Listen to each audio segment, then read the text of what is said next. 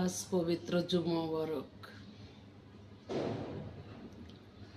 সকলেই নামাজের জন্য তৈরি হইয়া যান। নামাজ পড়ুন, তওবা পড়ুন। লা ইলাহা ইল্লাল্লাহু মুহাম্মাদুর রাসূলুল্লাহ। আল্লাহু আকবার। আমার আপনার এমনও সময় হতে পারে তওবা করার সময় পাবো না। যখন আজরাইল আলাইহিস সালাম ধরবে, সময় চাইলেও সময় দিবে না। তাই তওবা পড়ুন, নামাজ পড়ুন।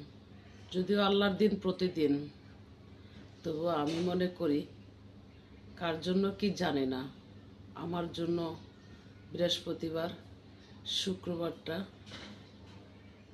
একটা মহান দিনই লাগে।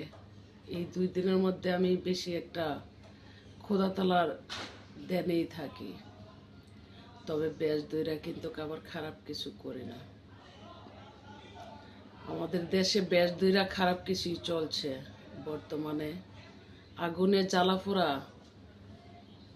সারা বাংলাদেশই চলছে। এমন একটা সাজানো গুছানো বাংলাদেশ ফিলিস্তিনি গাজায় পরিণত করে যাচ্ছে। দেশের সম্পদ নষ্ট করে দিচ্ছে। দেশের সম্পদ কার? আমার আপনার জনগণের ট্যাক্সে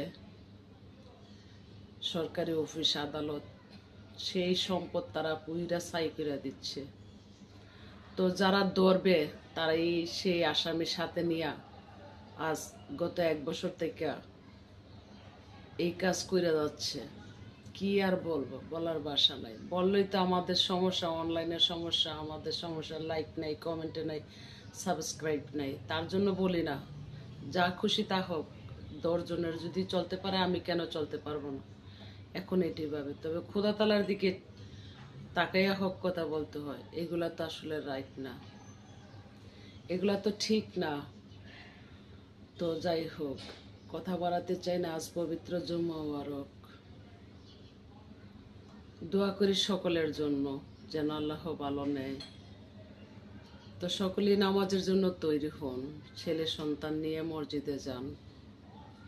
কন্যা সন্তান নিয়ে নারীরা ঘরের মধ্যে জায়নামাজে বসার প্রস্তুতি নেন। দোয়া করবেন আমার জন্য, আমিও দোয়া করব। আজ পবিত্র জুমা মুবারক। লা ইলাহা ইল্লাল্লাহু মুহাম্মাদুর রাসূলুল্লাহ সাল্লাল্লাহু আলাইহি ওয়াসাল্লাম। আল্লাহু আকবার। আইয়ু আলাস সালাম।